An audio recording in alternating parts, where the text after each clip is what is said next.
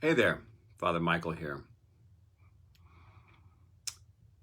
Over the past year and a half, we have all had to deal with some things that we certainly were not anticipating, things that we never thought we'd have to deal with, fears and uncertainties, and wondering if maybe COVID was going to write the last chapter of our lives or the last chapter in the lives of people that we loved. It was very disruptive. And suddenly, all of a sudden, a switch was thrown, and we had to find gratitude for things that we had formerly taken for granted. Things like going to live church services and concerts and the cinema, eating out in restaurants, salad bars, coffee shops, but also some other things, simple things like shaking people's hands and hugging people, the kiss of peace at, during Mass or during worship, that became something else. Grocery shopping became a struggle. I didn't buy groceries in the store for over a year. I literally had the stuff dropped off at the door like I did 5 minutes ago. So a lot of things changed. I wasn't even able to visit my homebound people, my parishioners. I couldn't visit people in nursing homes or hospitals. People were unable to have public funerals for the people that we lost. So it was a struggle. During that time, literally hundreds of people came by the church on Sunday afternoons and introduced themselves, and they came because I was offering drive-through communion. And I got to know quite a few of them. I blessed a lot of children and animals and heard confessions in the car, blessed vehicles. It was an amazing time. I was able to help people who were tweaking, people who were so intoxicated they really should not have been driving. But as soon as all the restrictions were lifted, what happened? All traffic stopped, including 99% of my own parishioners didn't come by for communion, even though there was not any live worship or live Mass. The reality is, human beings seem to need tragedy and upheaval to remind us who we really are, so we don't get distracted by our pettiness and our narrow-mindedness and our precious, convenient lives. We tend to be grateful only in hindsight, rarely in the present moment. And the reason I'm on that page today is because yesterday was pretty traumatic for me personally. I learned some medical news about my son that I should have been told 6 months ago, but was not. And that news is that because of his many seizures, he is no longer going to be able to swallow food normally ever again.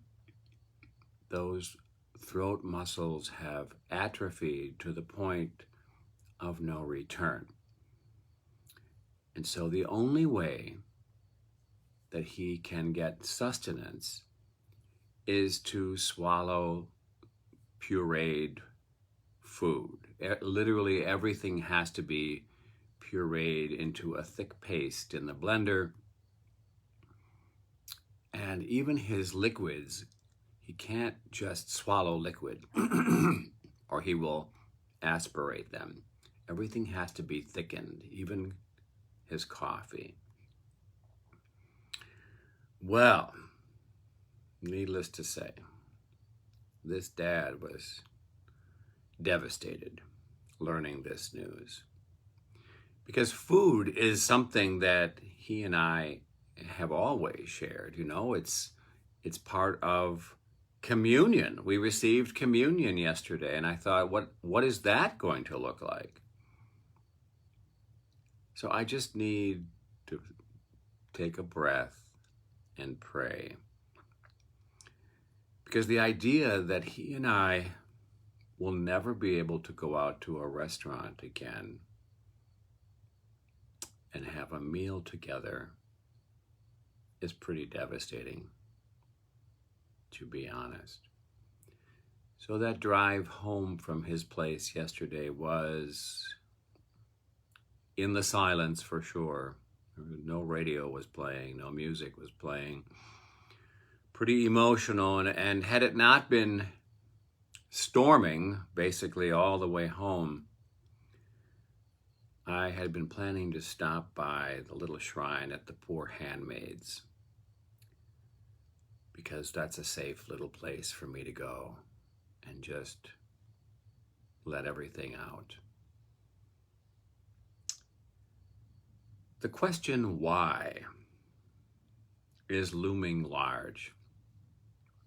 Even though, my better self already understands that there is no answer to the why question in this life. Shit happens.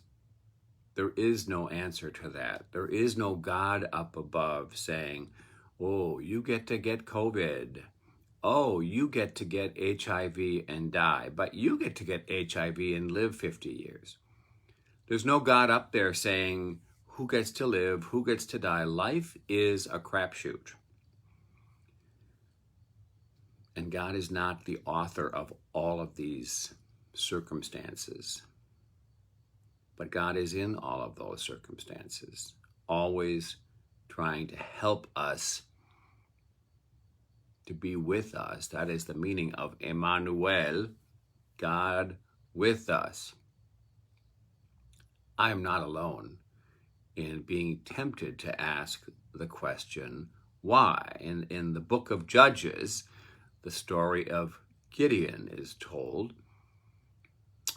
And in chapter 6:13, Gideon himself says, hey, what's up here? Because really, if our God is with us, then why is all this shit happening to us? That story of Gideon, I think, is one that I'm holding close right now. Kind of finding strength in knowing that I'm not the only one to face uncertainty.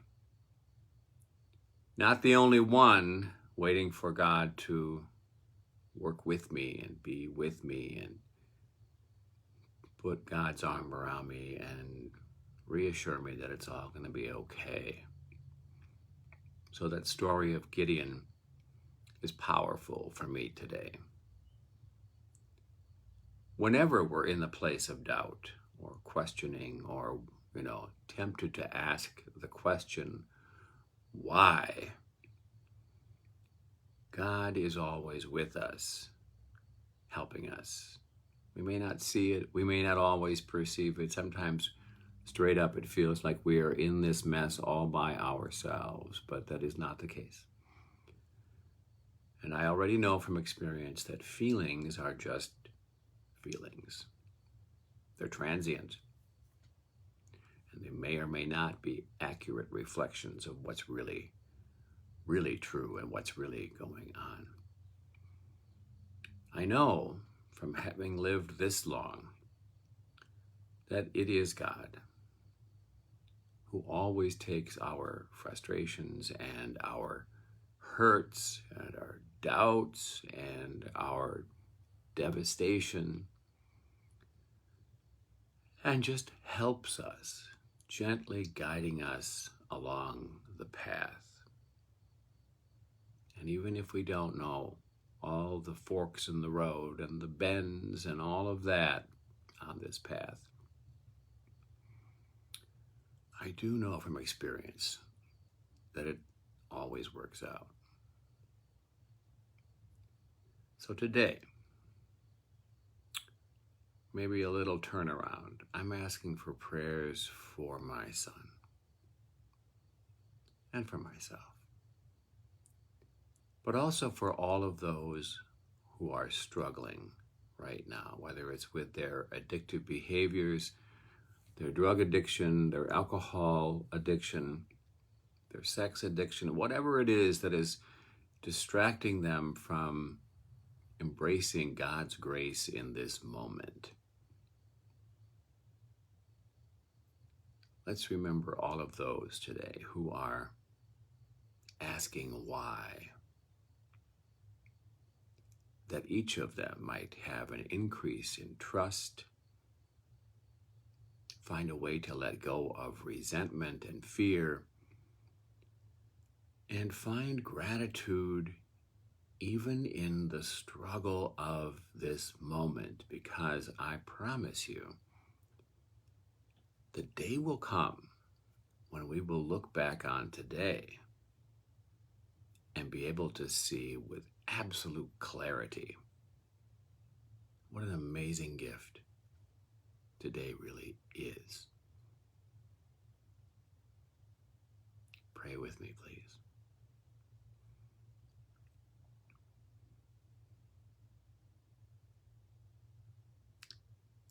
Gracious, tender God, we open our hearts to your presence in this moment. First of all, in gratitude for all the times when you have walked with your arm around us, guiding us, helping us find strength and purpose, and reminding us that we are precious in your sight. Be with us in this moment, loving God. Be with all of those who are struggling right now, all of those who ask why, all of those who are trying to be their best selves but are trapped in habits and patterns that are based on fear. Fear of not having enough, fear of not being loved. In a special way, thank you. We thank you for this day of struggle. And we trust as best we can that everything we go through today will be for our highest good, because that is your plan. Thank you. Thank you. Amen. Have a blessed day.